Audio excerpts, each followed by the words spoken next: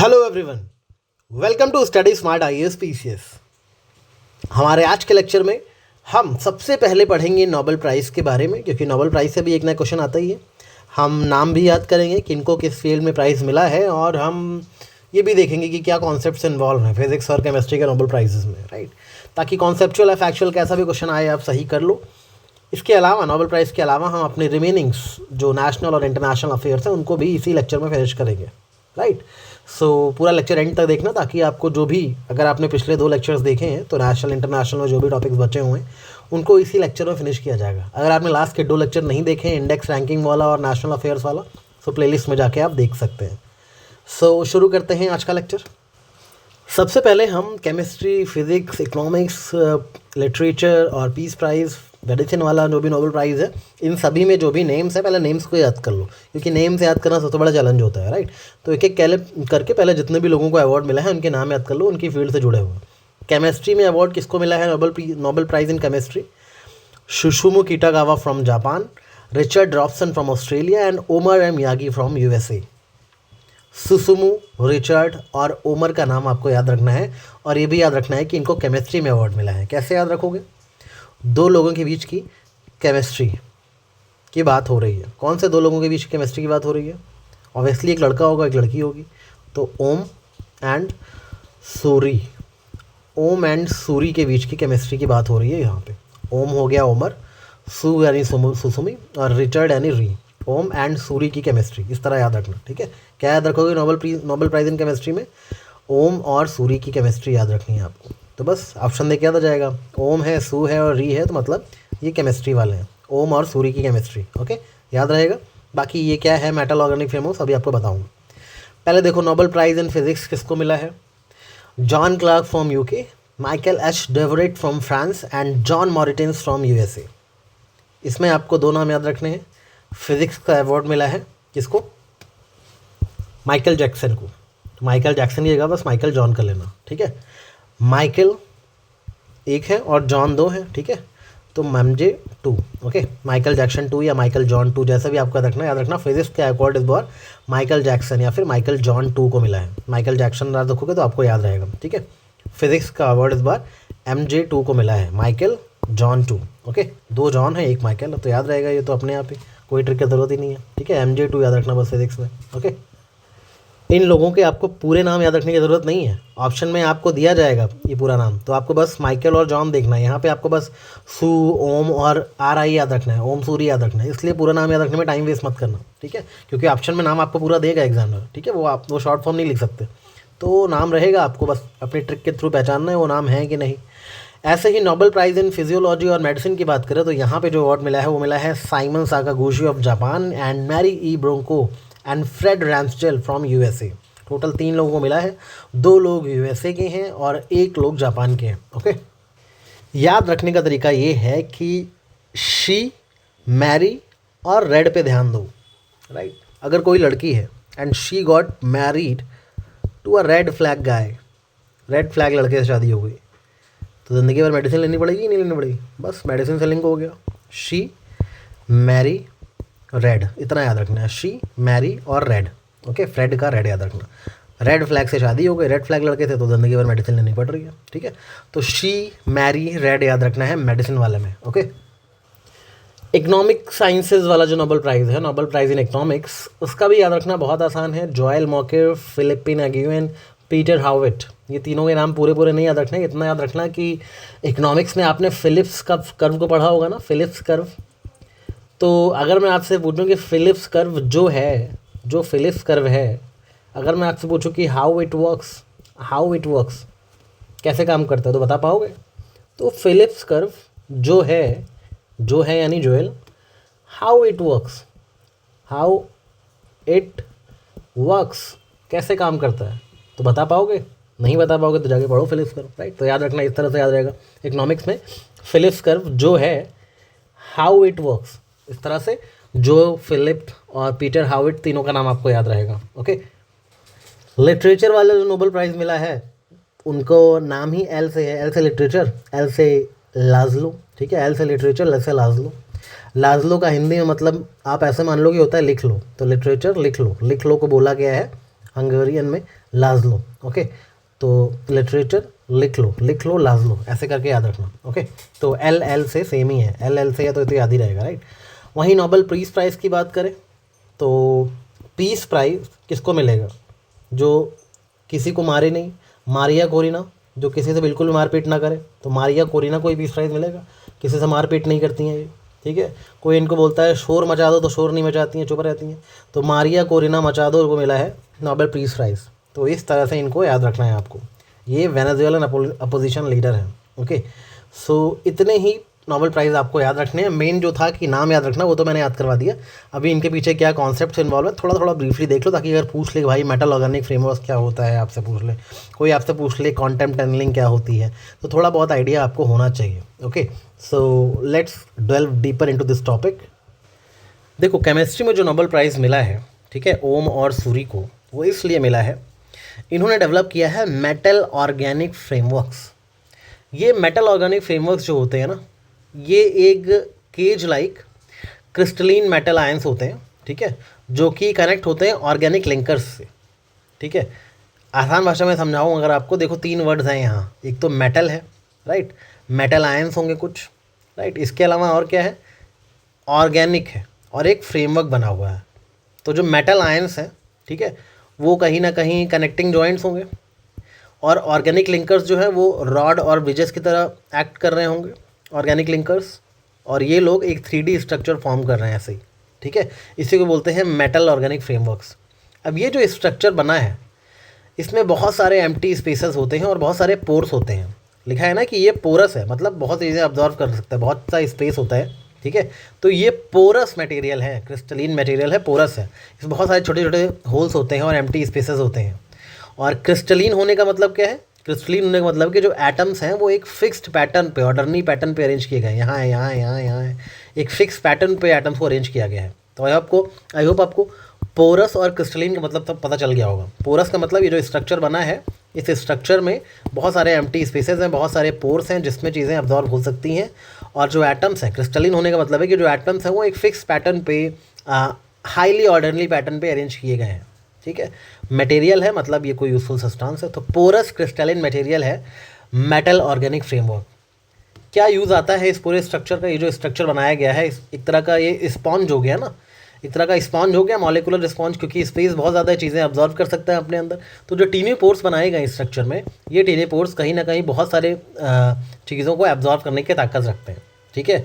तो इस वजह से ये जो आपका MOF होता है, राइट, सपोज इसके अंदर कोई ऐसी गैस डाल दी गई जिसमें CO2 है, तो ये CO2 को अपने अंदर ही ट्रैप कर लेगा, अपने पोर्स के अंदर, ठीक है। अदर गैसेस पास हो सकती हैं, ऐसा डिज़ाइन किया गया होगा उसका, लेकिन CO2 ट्रैप हो जाए, ठीक है। तो इसलिए कार्बन कैप्चरिंग में काम आता है, ऐसे ही गैस को स्टोर करने में काम आता है, ठीक है। वाटर हार्वेस्ट करने में काम आता है, मॉलिक्यूल्स को सेपरेट करने में काम आता है, ठीक है। तो ये सारी चीज़ें याद रखना। किसी फैक्ट्री से बहुत ज़्यादा CO2 रिलीज हो रहा है, तो एक MOF डाल दिया, राइट, तो फैक्ट्री के जो भी एमिशंस हैं, पावर प्लांट के गैसेस के जो एमिशंस हैं, सब कुछ जो है कहीं ना कहीं एब्जॉर्व कर लेंगे। वाटर हार्वेस्टिंग में वाटर वेपर को एब्जॉर्व कर लेंगे एयर से, ठीक है। तो जो ट्रैप्ड मॉइस्चर है कहीं ना कहीं वो बाद में लिक्विड वाटर के तौर पर रिलीज़ कर दिया जाएगा, लेकिन एयर से वाटर वेपर तो ऑब्जॉर्व कर ही सकता है ना ये। इस तरह से ये वाटर हार्वेस्टिंग में भी काम आ रहा है। मॉलिकुलर सेपरेशन का क्या मतलब है? कहीं ना कहीं जो भी मॉलिक्यूल्स पोर्स के अंदर एंटर कर रहे हैं, तो जो अनवांटेड मॉलिक्यूल्स हैं उनको ब्लॉक कर देगा वो, बाकी मॉलिक्यूल रिलीज़ कर देगा, तो मॉलिक्यूल्स का सेपरेशन भी हो जा रहा है, ठीक है। तो आई होप आपको समझ आ गया होगा कि क्या क्या इसके यूजेस है मेटल ऑर्गेनिक फ्रेमवर्क्स के। तो इसके लिए नोबेल प्राइज़ मिला है केमिस्ट्री में। ओम और सूरी को याद रखना, इतना ही याद रखना है इसके बारे में, इसके क्या क्या यूसेज है। Okay, Nobel prize in physics की बात करें, जो कि माइकल जॉन को मिला है, MJ2 को, ठीक है। 2 जॉन है और 1 माइकल है, ठीक है। वो किस लिए मिला है? Discovery of microscopic quantum mechanical tunnelling और energy quantization in electrical circuit, ठीक है। तो इसमें मेन जो आपको याद रखना है वो है माइक्रोस्कोपिक क्वांटम मैकेनिकल टनलिंग। क्या होती है ये? देखो, डिस्कवरी एक्चुअली हुई किस चीज़ की है? Macroscopic quantum mechanical tunnelling and energy quantization in electrical circuits. इसका मतलब क्या होता है? जो क्वांटम मैकेनिक्स होती है वो कहीं ना कहीं बहुत ही जो टाइनी पार्टिकल्स होते हैं, बहुत स्मॉल पार्टिकल्स होते हैं, जैसे इलेक्ट्रॉन्स, प्रोटॉन्स, एटम्स, इनको स्टडी करता है। तो क्वांटम लेवल्स पे ये जो पार्टिकल्स होते हैं ये ऑर्डिनरी ऑब्जेक्ट्स की तरह बिहेव नहीं करते, उनसे बहुत डिफरेंट तरीके से बिहेव करते हैं, राइट। सपोज़ कोई बहुत छोटा सा पार्टिकल है, ठीक है, बहुत टाइनी पार्टिकल है, वो कोई अगर बैरियर है, ठीक है, उसको नॉर्मली क्रॉस करने के बजाय उसको क्वांटम टनलिंग के थ्रू पास कर जाएगा, राइट। मतलब उस बैरियर के थ्रू वो पास कर जाएगा, नॉर्मल तरीके से क्रॉस करने के बजाय वो डायरेक्टली पास कर जाएगा, उसको बैरियर का कोई मतलब नहीं है, राइट। तो ऐसा सिर्फ कुछ टाइनी पार्टिकल से कर सकते हैं, ठीक है। और उनके अंदर वो जो पार्टिकल्स होंगे उनके अंदर कुछ फिक्स्ड अमाउंट ऑफ एनर्जी होगी, ठीक है, थोड़ी सी फिक्स्ड अमाउंट ऑफ एनर्जी होती है जो एग्जैक्टली उस बैरियर को पास करने के लिए बनाई जाती है। इसको बोलते हैं एनर्जी क्वांटाइजेशन, ठीक है। नॉर्मली ये जो क्वांटम इफेक्ट्स आपको देखने को मिलते हैं ये सिर्फ माइक्रोस्कोपिक पार्टिकल्स में ही देखने को मिलते हैं, बहुत छोटे पार्टिकल्स में। लेकिन इन साइंटिस्ट ने ये कमाल किया है कि ये दिखाया है कि ऐसे जो इफेक्ट्स हैं वो अब रिलेटिवली लार्ज या फिर ह्यूमन मेड इलेक्ट्रिकल सर्किट्स में भी देखने को मिल सकते हैं, और इसीलिए इनको नोबेल प्राइज़ मिला है, ठीक है। तो ध्यान से समझो कि क्वांटम टनलिंग एक्चुअली क्या होती है, ठीक है। सपोज़ कोई एक बॉल है, ठीक है, एक बॉल है, गेंद है, ओके।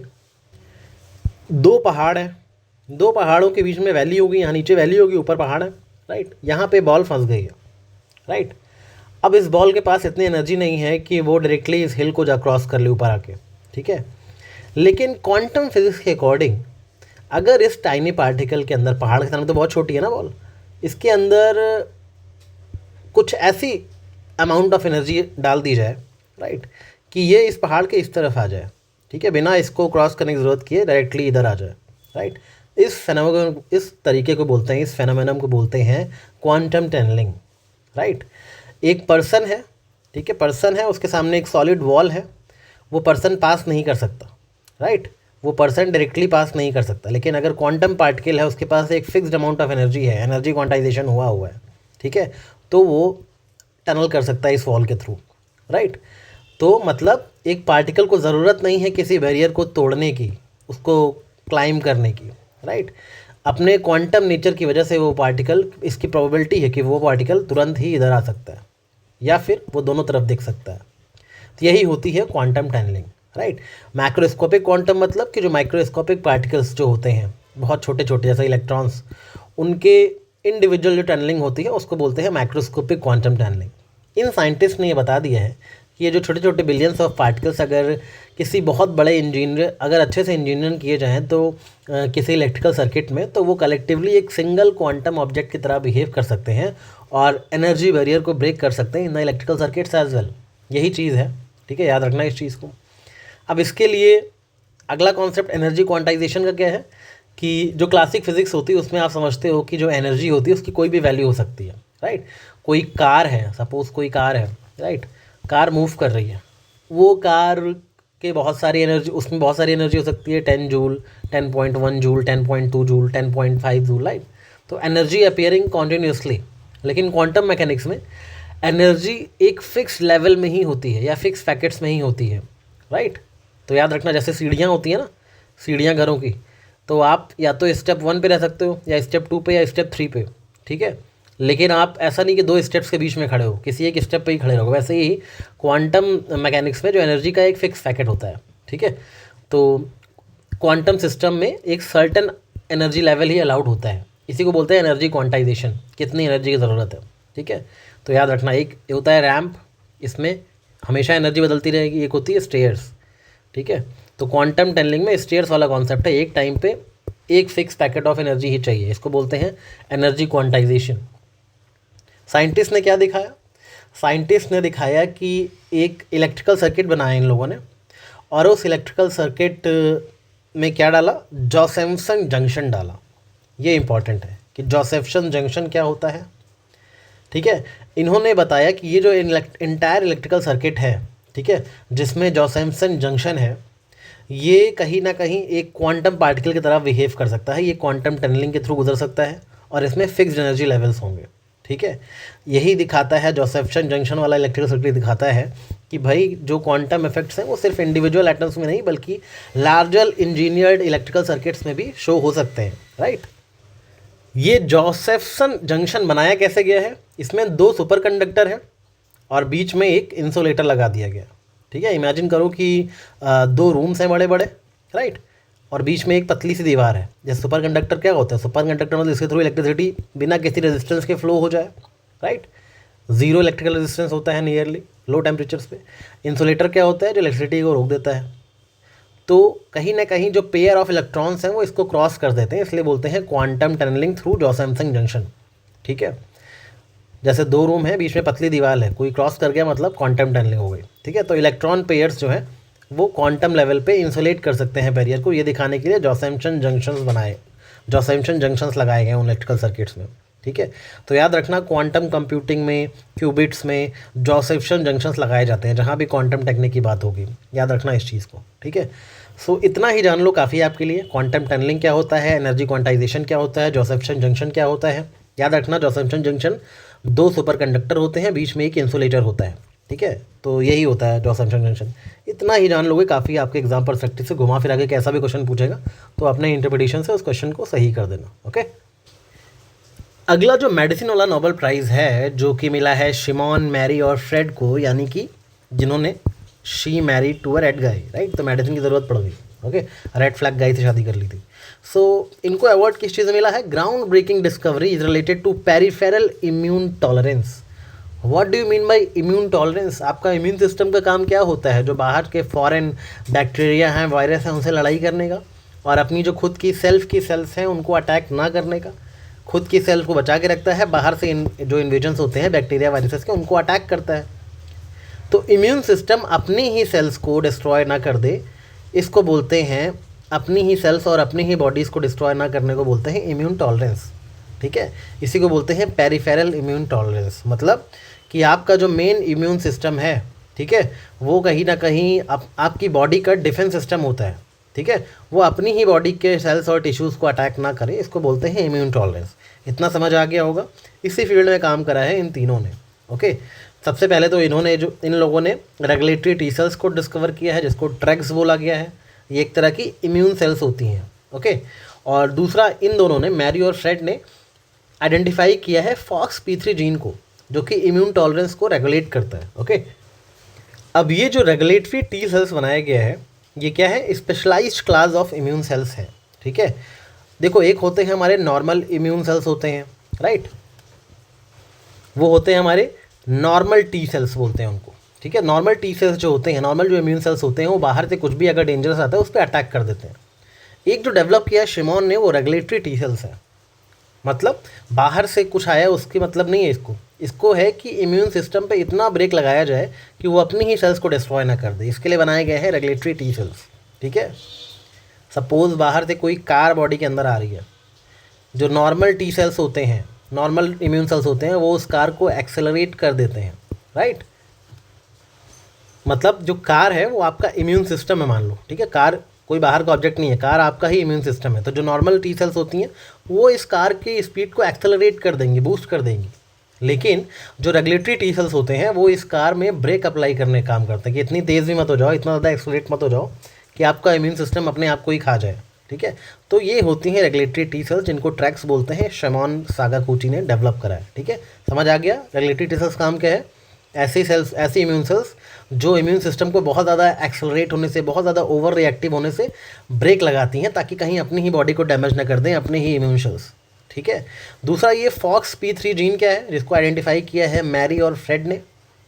ये FOXP3 जीन रेगुलेट करता है इम्यून टॉलरेंस को। ठीक है, इसको समझ लो एक मास्टर कंट्रोल स्विच की तरह।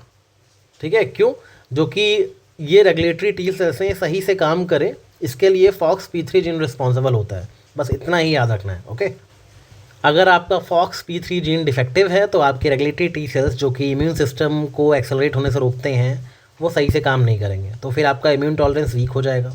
तो FOXP3 जीन रिस्पॉन्सिबल होता है रेगुलेटरी टी सेल्स सही से काम करें, इतना याद रखना। तो आई होप आपको शिमोन, मैरी और रेड फ्लैग की मेडिसिन वाली कहानी समझ आ गई होगी। ओके, 1968 में ये अवार्ड एक इंडियन ऑरिजिन के साइंटिस्ट को मिला था, जिनका नाम था गोविंद खुराना।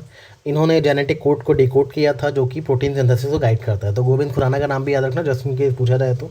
ठीक है, बाकी इकनॉमी में मैंने बोला आपको फिलिप्स कर्व जो है, how it works, do you know. तो ये जो इकनॉमी का अवार्ड मिला है, ये किस फील्ड में मिला है, theory of growth through creative destruction. क्या मतलब है इसका, दो चीज़ें इन्वॉल्व हैं, क्रिएटिव और डिस्ट्रक्शन। क्रिएशन मतलब नई टेक्नोलॉजी को क्रिएट करना, नए प्रोडक्ट्स बनाना, नई इंडस्ट्रीज़ बनना, और डिस्ट्रक्शन मतलब जो पुरानी टेक्नोलॉजीज़ हैं, जो पुराने प्रोडक्ट्स हैं, पुराने बिजनेस हैं, वो आउटडेटेड हो चुके हैं और डिसअपियर हो जाए, इसको बोलते हैं क्रिएटिव डिस्ट्रक्शन से ही आगे चल के ग्रोथ पॉसिबल है। इस पे इन लोगों ने वर्क किया, मतलब जो पुरानी टेक्नोलॉजीज़ हैं, पुराने फर्म्स को नए इनोवेशन के साथ रिप्लेस करना, इसको बोलते हैं क्रिएटिव डिस्ट्रक्शन, और इसी फील्ड में इन लोगों ने काम किया है। ठीक है, एक इकनॉमी तब ग्रो करती है जब जो ओल्ड और लेस एफिशिएंट टेक्नोलॉजीज़ हैं उनको कॉन्टिन्यूसली नई और मोर एफिशिएंट टेक्नोलॉजीज के साथ रिप्लेस कर दिया जाए। राइट, पहले फिल्म कैमरा होते थे, अभी फ़ोटो डेवलपमेंट शॉप्स हो गई हैं, पहले डिजिटल कैमरा होते थे। राइट, तो ये अभी क्या हो गया है, अभी कैमराज वगैरह यूज़ नहीं होते, स्मार्टफोन कैमराज यूज़ होते हैं। राइट, तो ये सारी चीज़ें याद रखना। डिस्ट्रक्शन में याद रखना सिर्फ ओल्ड टेक्नोलॉजीज डिस्ट्रॉय हो रही हैं, बट उसके बदले नए इनोवेटेड टेक्नोलॉजीज उनको रिप्लेस भी कर रही हैं। ओके, जैसे पहले लेटर्स हुआ करते थे, फिर टेलीफोन्स आ गए, फिर मोबाइल फ़ोन्स आ गए, अभी इंटरनेट मैसेजिंग और वीडियो कॉल्स हो गई। तो ये क्या हो रही है, नई टेक्नोलॉजीज पुरानी को रिप्लेस कर रही हैं, ये बहुत ज़रूरी है ग्रोथ के लिए। इसी में इन लोगों ने इनोवेशन ड्रिवन इकोनॉमिक ग्रोथ की बात की है, याद रखना इसको। ठीक है, बाकी लिटरेचर लिख लो, इसमें तो कुछ पता समझाना नहीं है, बस याद रखना इनकी बुक्स के नाम Satantango, the melancholy of resistance, ये सब याद रखना। और जो नोबेल पीस प्राइज़ मिला है, मैंने बता ही दिया कि ये डेमोक्रेटिक राइट्स के लिए कमिटेड थी, और मारिया कोरेना किसी को मारती वारती नहीं थी, किसी को नहीं मारती थी, तो मारिया कोरेना शोर मत मचाओ, मचा दो, तो इनका नाम याद रखना। ओके, सो आई होप आपको नोबेल प्राइज़ जो है इनके नाम भी याद हो गए होंगे, जो इंपॉर्टेंट कॉन्सेप्ट थे फिजिक्स, केमिस्ट्री और मेडिसिन के, वो समझ भी आ गए होंगे। अब हम चलते हैं अपनी पेंडिंग जो नेशनल न्यूज़ थी हमारी उनकी तरफ। ओके, वीबी रामजी एक्ट 2025, जिसका फुल फॉर्म है विकसित भारत गारंटी फॉर रोजगार एंड आजीविका मिशन। रोजगार और आजीविका की गारंटी ले ली है वीवी रामजी एक्ट पास करके। प्रेसिडेंट ने इस एक्ट को एसेंट दिया 20 दिसंबर 2025 को, और ये एक्ट एमजी नरेगा वाली स्कीम जो 2005 की है उसको 1 जुलाई 2026 को रिप्लेस कर चुका है। एग्जैक्ट डेट याद रखना, जुलाई 1 2026 एमजी नरेगा 2005 को रिप्लेस करता है वीवी रामजी एक्ट। ओके, याद रहेगा ये चीज़। बिल 18 दिसंबर को लोकसभा में पास होता है, 18 दिसंबर को ही राज्यसभा में अप्रूवल मिल जाता है, और 20 दिसंबर को इसको राष्ट्रपति का एसेंट भी मिल जाता है। ठीक है, ये बिल नरेगा एक्ट को रिप्लेस करने के लिए बनाया गया है, तो कुछ चेंजेस भी किए गए होंगे। क्या चेंजेस किए गए हैं, जो लीगल गारंटी अभी तक एटलीस्ट 100 डेज जॉब की थी उसको 125 डेज कर दिया गया है।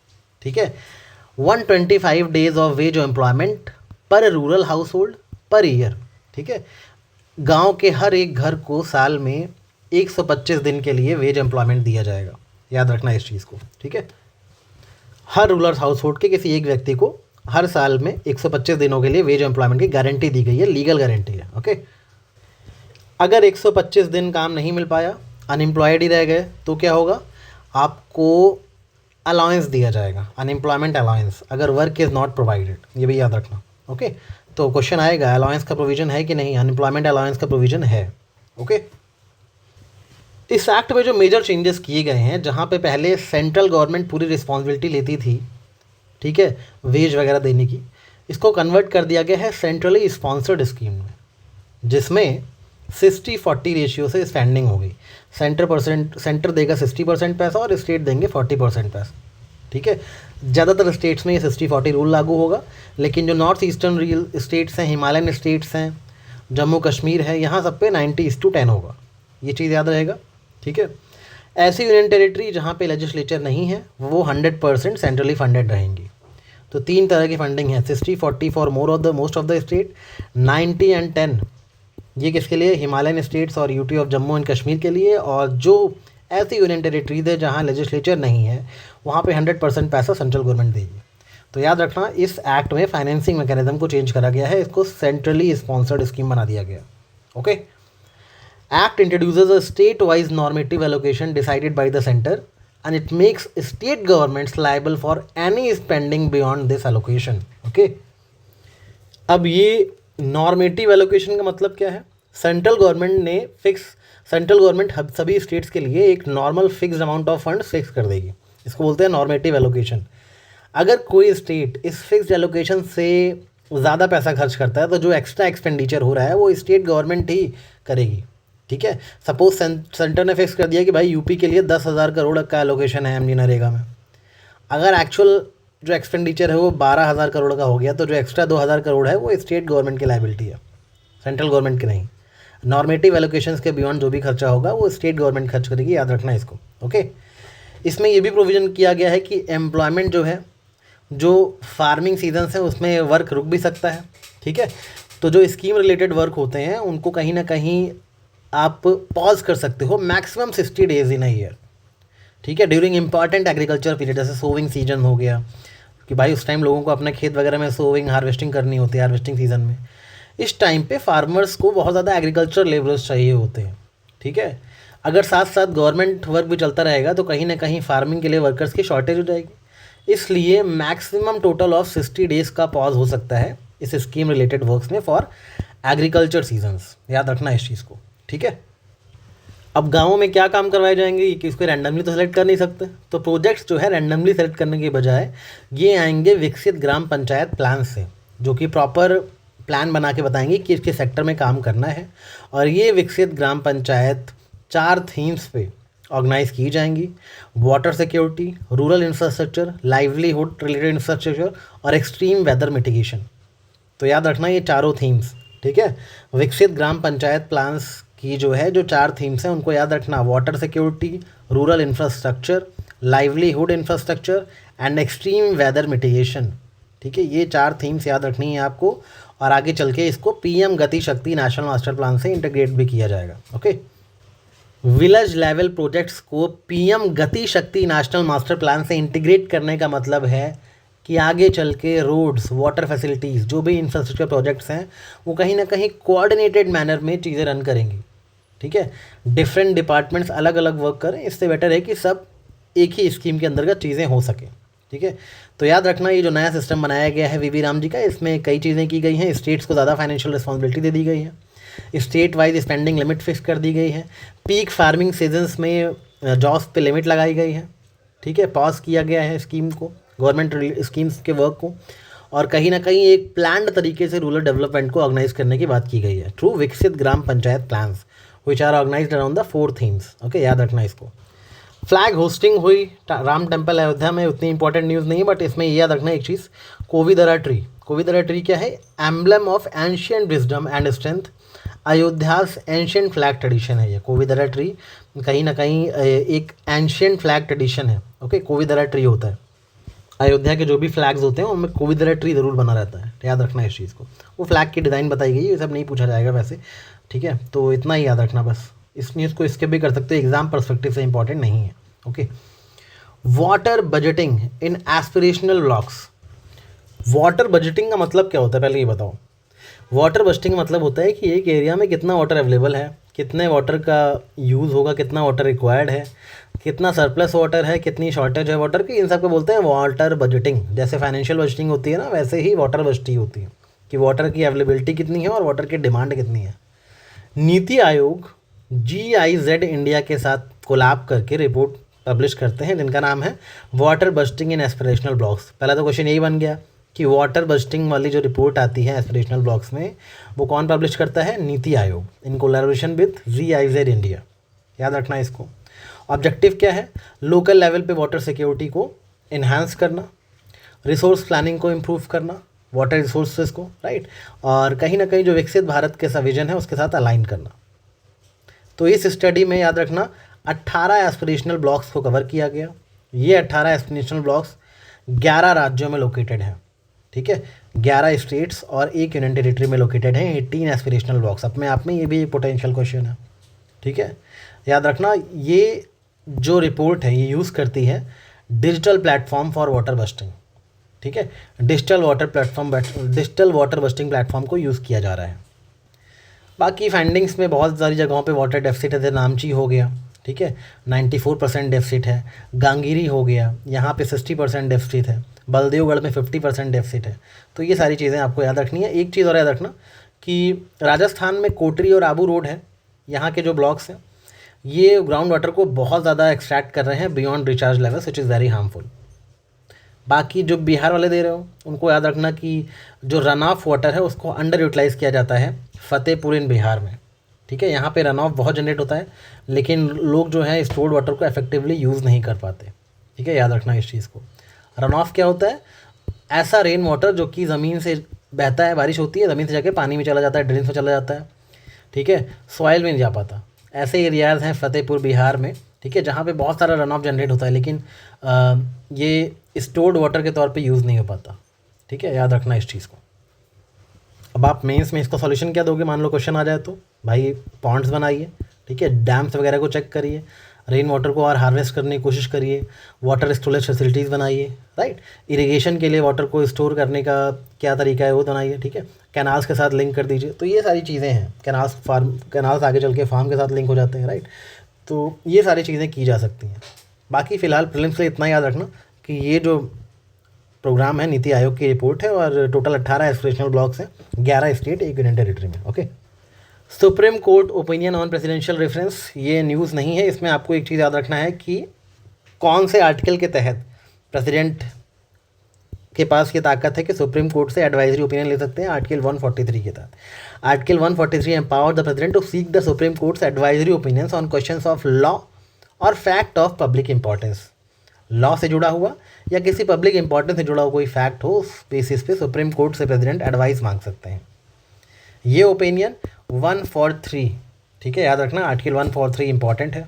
ओके, और एक चीज़ याद रखना कि ऐसे जो भी प्रेसिडेंशियल रेफरेंसेस होते हैं इनमें एटलीस्ट 5 जजेस बेंच चाहिए होती हैं एडवाइस देने के लिए। ठीक है, याद रखना इस चीज़ को, 5 जजेस बेंच चाहिए होती हैं एडवाइजरी जुरिसडिक्शन के लिए, याद रखना। Bihar legislative assembly election results जो बीपीएससी बैच वाले देख रहे हैं उनको मैंने ऑलरेडी करवा दिया है। अगर आप लोग उस बैच में नहीं हो तो फिर आपको मैं कुछ चीज़ें बता देता हूँ। जैसे बिहार लेजिस्लेटिव इलेक्शंस में इंपॉर्टेंट क्या क्या है। पहली बात तो ना 2 फेजेज़ में चुनाव हुए हैं और दोनों फेजेज़ की डेट याद रखना। किसी एग्ज़ाम में तो 2 फेजेज़ की डेट पूछ ली गई थी, दूसरे फेज़ की डेट पूछ ली गई थी, उत्तराखंड में शायद, राइट। तो बिहार में जो इलेक्शंस हुए 2 फेज़ में हुए, एक 6 नवंबर को और 11 नवंबर को। ठीक है, तो बिहार स्पेशल वाले ध्यान देना, ये क्वेश्चन आ सकता है आपके एग्ज़ाम में। ठीक है, दूसरा 243 मेंबर की असेंबली है, ये भी पता होना चाहिए आपको। बिहार असेंबली कितने की है? 243 मेंबर असेंबली है। दोनों चीज़ें इंपॉर्टेंट, 2 फेज़ में चुनाव हुए और 243 मेंबर असेंबली है, राइट। अगर आप लोग किसी और स्टेट की तैयारी कर रहे हो, यूपी वाले, तो इस पोर्शन को स्किप करके आगे बढ़ सकते हो। ओके, अभी तुरंत। इसके साथ ही याद रखना कि 20 नवंबर 2025 को नीतीश कुमार ने 10वीं बार बिहार के चीफ मिनिस्टर के तौर पर शपथ ली थी। ये बिहार के लॉन्गेस्ट सर्विंग चीफ मिनिस्टर बन गए। उसके बाद ये राज्यसभा चले गए और फिर 15 अप्रैल को सम्राट चौधरी चीफ मिनिस्टर बन गए, राइट। तो सम्राट चौधरी फर्स्ट चीफ मिनिस्टर हैं जो कि भारतीय जनता पार्टी से हैं बिहार में, याद रखना इसको। इनको शपथ किसने दिलाई? बिहार के जो गवर्नर हैं सैयद अता हसनैन ने। ओके, याद रखना इस चीज़ को। बिहार में जो SIR कंडक्ट हुआ उसके बाद जो फाइनल इलेक्टोरल रिकॉर्ड हुआ है वो इतना है 74526858। याद रखना तो रख लेना, उतना इंपॉर्टेंट नहीं है। ये याद रखना कि NDA जिसकी जीत हुई है बिहार में उसमें कौन कौन सी पार्टीज आती हैं? BJP, Janata Dal United JDU, लोक जनशक्ति पार्टी रामविलास पासवान वाली और हिंदुस्तान आवाम मोर्चा एंड राष्ट्रीय लोक मोर्चा, ये सब NDA के मेंबर हैं। ओके, जिनकी जीत हुई है बिहार में। Folk singer Maithili Thakur created a buzz, इन्होंने अलीनगर कॉन्स्टिट्यूंसी से जीत प्राप्त करी है। She became the youngest MLA in Bihar. इन्होंने किसको हराया था? विनोद मिश्रा ऑफ RJD को। याद रखना इस चीज़ को, मैथिली ठाकुर से क्वेश्चन आ सकता है, राइट। फेज़ 1 का जो चुनाव था वो 121 सीट से हुआ था। फेज़ 2 का चुनाव 122 सीट से हुआ था। पोलिंग की डेट 6 नवंबर थी और 11 नवंबर थी, याद रखना इसको। फिर 14 नवंबर को काउंटिंग हो गई थी, राइट। इतना याद रखना है। टोटल नंबर ऑफ सीट्स याद रखनी है 243। ओके, बाकी बात करते हैं 2027 में होने वाले कैबिनेट की, जिसका अप्रूवल मिल गया है यूनियन गवर्नमेंट से, राइट। याद रखना इसको। ये जो कैबिनेट होगा, सॉरी ये जो सेंसस होगा, ये सेंसस 2011 के बाद बहुत लॉन्ग गैप के बाद हो रहा है और ये सेंसस होगा 16th सेंसस ऑफ इंडिया जो 2027 में किया जाएगा। ठीक है, 16th सेंसस ऑफ इंडिया होगा ये ओवरऑल, और आज़ादी के बाद का 8वां सेंसस होगा। ठीक है, ये जो सेंसस होगा ये 2 फेज़ में करवाया जाएगा नेशन वाइड। याद रखना, ये 16वां सेंसस है इंडिया का, आज़ादी के बाद का 8वां है और 2 फेज़ में कनेक्ट करवाया जाएगा। ओके, याद रहेगा ये चीज़। ये स्कीम यूनियन कैबिनेट के द्वारा अप्रूव करी गई ऑन कब? 12 दिसंबर 2025 को। डेट याद नहीं रखनी है इसकी। इसका जो टोटल एस्टिमेटेड आउटले है, जो बजट है, वो याद रखना लगभग 11,700 करोड़ का बजट है सेंसस के लिए। इतना याद रखना तो काफ़ी है। ठीक है, ये इंडिया का पहला फुली डिजिटल सेंसस होने वाला है। जो सेंसस है वो कंडक्ट करवाया जाता है under the census act of 1948 and under the census rules of 1919। इस बेसिस पे ये सेंसस कंडक्ट करवाया जाता है, इसको याद रखना। कौन से एक्ट के तहत और कौन से रूल के तहत, दोनों याद रखना। 1948 का एक्ट है और 1990 के रूल्स हैं, इसके बेसिस पे सेंसस कंडक्ट करवाया जाता है। 2 फेज़ में होगा। 16वां सेंसस है, आज़ादी के बाद का 8वां है, 8 to the 16, ठीक है, यानी कि पहले 8 और हो चुके होंगे। और टोटल बजट जो है वो 11,700 करोड़ का है, इतना याद रखना बस। ओके, जो नया सेंसस करवाने का नोटिफिकेशन इशू हुआ है वो section 3 of census act of 1948 के तहत इशू हुआ है। याद रखना, नोटिफिकेशन में ये बात मेंशन की गई है, 2027 का जो सेंसस है, ठीक है, वो रीजन वाइज होगा और उसमें रीजन वाइज रेफरेंस डेट्स दी हुई हैं, ठीक है। इंडिया का जो सेंसस है उसके फीचर्स क्या क्या हैं? पहली बात तो ये वर्ल्ड का लार्जेस्ट एडमिनिस्ट्रेटिव और स्टैटिस्टिकल एक्सरसाइज है, इसलिए इतना टाइम लगा। और दूसरी चीज़ ये कि इसमें क्या क्या चीज़ें कलेक्ट की जाएंगी। देखो, हाउसिंग कंडीशंस का डेटा कलेक्ट होगा, हाउस होल्ड एमेनिटीज़ का डेटा कलेक्ट होगा, demography, literacy, educational details collect की जाएंगी, रिलीजन, लैंग्वेज, SC ST का डेटा, ठीक है, economic activity, migration, fertility indicators, ये सभी चीज़ें रिकॉर्ड की जाएंगी इन द अपकमिंग सेंसस। जो फर्स्ट फेज़ होगा उसमें हाउस लिस्टिंग और हाउस सेंसस होगा, याद रखना, ये इंपॉर्टेंट है। फर्स्ट फेज़ में house listing and housing census होगा, ये अप्रैल से सितंबर 2026 तक चलेगा। फेज़ 2 में पॉपुलेशन एनुमरेशन होगा, विच इज़ वेरी इंपॉर्टेंट, और ये शुरू होगा फरवरी 2027 में। फेज़ 1 में house listing and housing census होगा और फेज़ 2 में पॉपुलेशन एनुमरेशन होगा। दोनों फेजेस में क्या क्या होगा याद रखना, हो सकता है पूछ ले आपसे, ठीक है। लद्दाख है और जो भी स्नो बाउंड और नॉन सिंक्रोनस एरिया है, वहाँ पे जो सेंसस है वो सितंबर 2026 में कंडक्ट हो जाएगा। तो याद रखना ये सारी चीज़ें। सभी चीज़ों के जो रेफरेंस डेट है वो 1 मार्च 2027 को 12 बजे है, याद रखना। Reference date for most of the India क्या है, 12 AM एट 1 मार्च 2027। 1 मार्च जो अगले साल आएगा उसको रेफरेंस डेट माना गया है, शार्प 12 बजे, ठीक है। लद्दाख और स्नो बाउंड एरियाज़ के लिए 1 अक्टूबर 2026 को ही जो 12 बजेगा वही रेफरेंस डेट है, याद रखना इसको, ठीक है। ये इंडिया का पहला फुली डिजिटल सेंसस होगा, मैंने बता ही दिया आपको। और मॉनिटरिंग कौन करेगा, census management and monitoring system, CCMS, okay.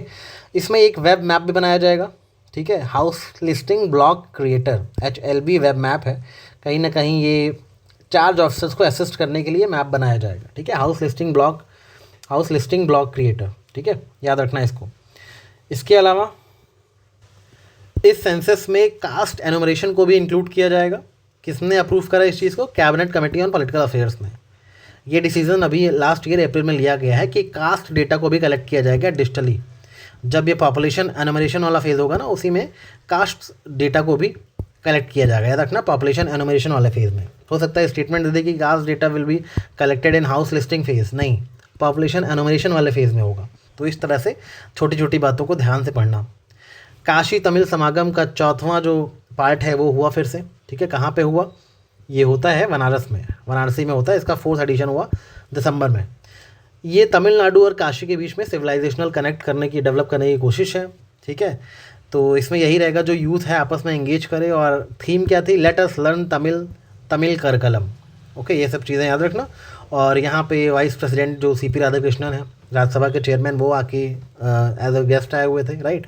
इसके अलावा ये भी याद रखना कि जो काशी तमिल समागम है ये एक तरह का नॉलेज ब्रिज है, ठीक। लोग जो हैं, जो हमारे लॉन्ग स्टैंडिंग मूवमेंट है आइडियाज़ की, स्पिरिचुअलिटी के, लर्निंग के, ठीक है, तमिलनाडु और काशी के बीच में काफ़ी चीज़ें सिमिलर है, उनको पीपल टू पीपल प्लेटफॉर्म मिले अपने नॉलेज ब्रिज के तौर पे, एक दूसरे की नॉलेज एक दूसरे में समाहित हो। कहीं ना कहीं ये एक भारत और श्रेष्ठ भारत के विजन से अलाइंड होता है, राइट। 2 चीज़ें याद रखनी है, कहाँ पे हुआ पहली बात तो, दूसरा कौन ऑर्गेनाइज करता है, ministry of education with IIT Madras and BHU, बहुत इंपॉर्टेंट है, याद रखना इसको। Kashi Tamil Samagam is organised by ministry of education, IIT Madras and BHU, यही याद रखना है बस, और कुछ नहीं, ओके। पहला 2022 में हुआ था, दूसरा 23 में, तीसरा 25 में और चौथा अभी हुआ दिसंबर 2025 में, ओके। यानी 2025 में 2 हो गए, एक फरवरी में और एक दिसंबर में, ओके। जो थर्ड वाला था उसमें ऋषि अगस्त पे फोकस किया गया था, क्योंकि ये नॉर्थ से साउथ में गए थे, ठीक है। जब आपने संगम कॉन्फ्रेंसेस, संगम काउंसिल्स पढ़े होंगे तो पढ़ो, फर्स्ट काउंसिल को चेयर किया था ऋषि अगस्त ने, राइट। तो वो सारी चीज़ें आपको पढ़ी होगी, तो ऋषि अगस्त पे ज़्यादा फोकस था। PM सेतु इनिशिएटिव, पहले तो इसका फुल फॉर्म पता होना चाहिए। क्या फुल फॉर्म है, प्रधानमंत्री स्किलिंग एंड एम्प्लॉयबिलिटी ट्रांसफॉर्मेशन, ठीक है, याद रखना, प्रधानमंत्री skill and employability transformation through upgraded ITIs को अपग्रेड करके स्किल्स और एम्प्लॉयबिलिटी को बढ़ाना है, यही इनिशिएटिव है सेतु का। ठीक है, याद रखना इस चीज़ को। इसके अलावा कब लॉन्च किया गया ये? 4 अक्टूबर 2025 को। कहाँ पे? विज्ञान भवन न्यू दिल्ली में। ठीक है, याद रखना इसको। एम यही है, जितने भी गवर्नमेंट के ITIs हैं, ठीक है, इनको मॉडर्नाइज करना, इनको इम्प्रूव करना, ताकि जो भी स्टूडेंट्स वहाँ पे हैं वो अच्छे से ट्रेनिंग ले सकें। और ये सेंट्रली स्पॉन्सर्ड स्कीम है, ये भी याद रखना। इसमें टोटल इन्वेस्टमेंट जो आया है वो लगभग 60,000 करोड़ का है, याद रखना इस चीज़ को। ठीक है, ये जो PM सेतु प्रोग्राम है, 60,000 करोड़ इसमें इन्वेस्ट किया जाएगा और लगभग 1,000 गवर्नमेंट ITIs को अपग्रेड किया जाएगा हब एंड स्कोप मॉडल से। बस इतना ही याद रखना, इतना काफ़ी है। ओके, एक फैक्ट और भी याद रखना कि जो नेशनल स्किल कॉन्वोकेशन हुआ था वो कहाँ हुआ था, कब हुआ था? 4 अक्टूबर 2025 को। ठीक है, 2025 में अक्टूबर में गांधी जयंती के 2 दिन बाद स्किल कॉन्वोकेशन हुआ था विज्ञान भवन दिल्ली में। तो ये भी क्वेश्चन आ सकता है, ये 4th एडिशन था अपने आप में ऐसा। वहीं पे PM सेतु लॉन्च कर दिया गया। ओके, अब इसमें जो मैंने बताया आपको hub and spoke model follow होगा। इसका मतलब क्या है? सपोज 200 हब हैं, 200 ITIs हैं, उनको हब बना दिया गया, जो कि मेन और सेंट्रल ITIs होंगे। ठीक है, उसके अलावा 800 स्पोक ITIs होंगे, ठीक है, जो कि सपोर्ट किए जाएंगे हब ITIs के द्वारा। सपोज जैसे भरतपुर क्लस्टर राजस्थान की बात करें तो यहाँ पे जो भरतपुर ITI है will act as a hub, वो हब के तौर पे एक्ट करेगा, राइट। वहीं जो धौलपुर वाले, करौली वाले, कामन बयाना वाले जो ITIs हैं वो कहीं ना कहीं स्पोक की तरह एक्ट करेंगे, हब एंड स्पोक्स, राइट, वो इनको हेल्प करेगा। सो डिफरेंट सेक्टर्स में ट्रेनिंग दी जाएगी, मैन्युफैक्चरिंग में, एग्रीकल्चर में, हॉस्पिटैलिटी में। हब एंड स्पोक मॉडल पे काम होगा। ये सारी चीज़ें याद रखना PM सेतु स्कीम के बारे में। ओवरऑल यूथ की स्किल्स को इम्प्रूव करना है, इसके लिए ITIs को अपग्रेड करना है through hub and spoke model. Okay, India का फर्स्ट डुगोंग कंजर्वेशन रिजर्व कहाँ है? पाक बे में। बस इतना ही याद रखना है। ओके, क्वेश्चन ये भी आ सकता है, IUCN की वर्ल्ड कंजर्वेशन कांग्रेस कहाँ पे हुई थी? तो अबू धाबी में हुई थी। ये भी याद रखना, इंपॉर्टेंट फैक्ट है। डुगोंग कंजर्वेशन रिजर्व जो है तमिलनाडु गवर्नमेंट के द्वारा इस्टेब्लिश किया गया है और कौन से एक्ट के तहत इस्टेब्लिश किया गया है? Wild life protection act of 1972 के तहत। कहाँ पे? पाक बे में। फिर से बता दिया। ओके, इसके अलावा भी याद रखना जो IUCN रेड लिस्ट है उस पर जो डुगोंग है वो वल्नरेबल टू एक्सटिंक्शन की कैटेगरी में क्लासीफाई किया गया है। याद रखना, ये इंडेंजर्ड या फिर एक्सटिंक्ट नहीं है, वल्नरेबल टू एक्सटिंक्शन है। ओके, इसके अलावा DNA based assessment of ancient elephant किया गया बाय SAIEE 2023। ठीक है, इसका फॉर्म क्या है? All India synchronise elephant estimation 2023 के तहत। ठीक है, wild life institute of India जो कि मिनिस्ट्री ऑफ एनवायरनमेंट के अंतर्गत आता है, उसने प्रोजेक्ट एलिफेंट के तहत ये इंडिया का पहला DNA बेस्ड पॉपुलेशन असेसमेंट करवाया एशियन एलिफेंट्स का। याद रखना, wild life institute of India environment ministry के अंतर्गत आता है और प्रोजेक्ट DNA रन करता है, प्रोजेक्ट एलिफेंट, जिसमें इंडिया का पहला DNA बेस्ड सर्वे करवाया गया है एशियन एलिफेंट्स का, उनकी पॉपुलेशन पता कराने के लिए। तो याद रहेगा ये चीज़। ठीक है, इसमें क्या बताया गया कि जो एशियन एलिफेंट्स हैं उनकी इंडिया में जो पॉपुलेशन है वो लगभग 22,446 है। 2244।